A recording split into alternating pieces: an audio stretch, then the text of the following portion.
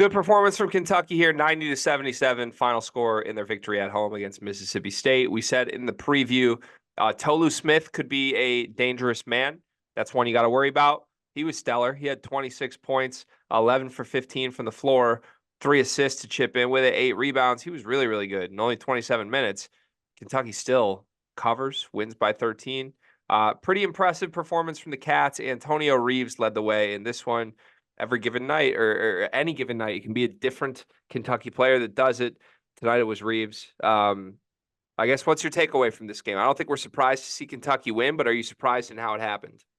I'm not really surprised at how it happened. I think this is what makes this Kentucky team so dangerous in my eyes, and why, when we're doing these segments, we're talking about teams that can make the Final Four. Like, I believe that this Kentucky team is of that caliber because, we spend so much time commenting on how great Reed Shepherd has been this year, how pivotal Dillingham has been. And at the same time, they have other guys that can contribute, like an Antonio Reeves or like a Trey Mitchell or like a DJ Wagner. There's just like so many different ways that this team can score. And it really, it's about if they can get enough stops to win basketball games. But I think that as far as scoring points, there's not many teams that can have the offensive firepower and weapons that this Kentucky team has. And it's just a matter of can they get the stops. And, in the previous game against Texas A&M, they just weren't able to get that one more stop or enough stops to win the game. But they certainly scored enough points to win that game. But yeah, this team is just, Antonio Reeves, 8 for 12, 9 and 9 from the line. Uh, Bradshaw, 5 for 8, Trey Mitchell, 5 for 5. Guys just guys just putting up numbers, man. Like this, I just really think that this Kentucky team is dangerous. And every time I watch them, I always come away saying that my eyes tell me that's a Final Four team, and my eyes tell me that this team is getting better. Mm-hmm. Yeah, they're my national championship pick as of 3 days ago. I'm rocking with that. I think in order to beat this Kentucky team, you have to have multiple star performances. Like, this was a really good indication. Like, Tolu Smith was the best version of Tolu Smith. Still lost by 13 points. Like, I don't know what else Mississippi State's supposed to do. They were down 20 with like a minute left in the first half. Give them credit. They battled early in the second half, cut it to, I believe, a 5-point deficit. But then Kentucky just poured it on from there. Who do you think is the best player on Kentucky? Like, I was trying to think, like, a lot of Cal's best teams, it's like, oh, that was the Anthony Davis team.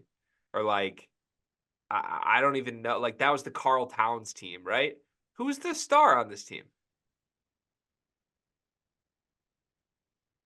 I don't know.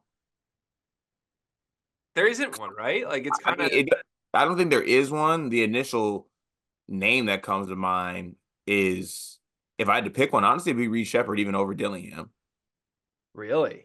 Yeah, I think so. I just think, obviously, I love Dillingham. I love what he's doing. He's really good. And I think it's underrated what else he does. Like, he also chipped in 4 assists and 4 rebounds in this game. But on any given night, Reed Shepherd's just running this team and controlling it, and at the same time getting buckets himself, making the big plays, making the right plays all times. He has 9 points in this game, 6 assists to go along with that. He's really good. I think this is the Reed Shepherd team, even though that sounds weird to say.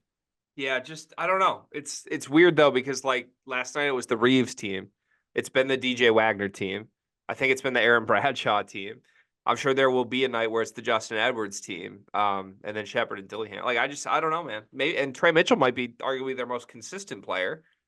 It's crazy. It's crazy. I've never seen a team with so much star power maybe not have a true obvious star.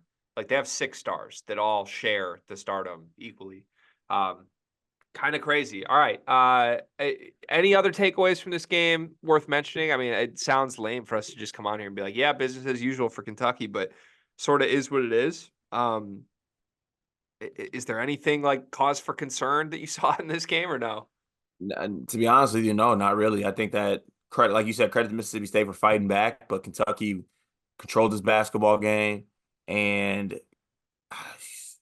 I just think people need to recognize how dangerous this team is. Like, whether you want to call them a Final Four team or national champion, like as far as we gone, if you want to talk about a team you don't want to see, like I don't want to play that team, despite whatever their ranking or how far Kentucky is that team. Yeah. Because God forbid, on a nightly basis, you're getting like, well, I'll connect this to Michigan State basketball just because that's what I know best. On a night to night basis, I'm like, I want my four main guys to play well and play consistently to give ourselves a chance to win. That's the AJ Hogard, Tyson Walker, Malik Hall, Jay Nakins. Obviously, for those who don't know, there's always going to be one or two of those players that are not consistent. That's the Michigan State basketball way. But if you're telling me on a night to night basis, I can get Reeves, I could get Mitchell, I could get Shepard, Dillingham, and then on top of that, who knows? Like I could get Wagner Bradshaw with that too. This is just a really talented, well put together, young but also like growing team as well. Like they taken their lumps. They went on the road, Texas A&M lost, but in a barn burner. Went on the road, won at Florida in a tough game, found a way. I really like this Kentucky team. I think there's a lot to love about them. Yeah. Okay, next 5 games. Home against Georgia, at South Carolina, at Arkansas, home against Florida, home against Tennessee. What's their record in that 5-game stretch?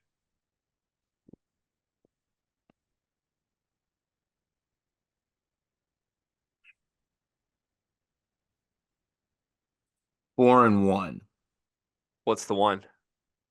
Arkansas. Whoa. Fascinating. Okay. I think 4-1's the safest bet. KenPom actually has them as a 1-point underdog at home to Tennessee, which is fascinating. I'd be shocked if they lose that game. But yeah, I think this Kentucky team's sneaky value to maybe work their way up to a 1-seed card. They're only 16th on KenPom, but I think they're going to have the resume if they roll through SEC play like I envision it. That's Carter Elliott. I'm Greg Waddell. Click subscribe so you see all of our previews and recaps for every Kentucky game this season.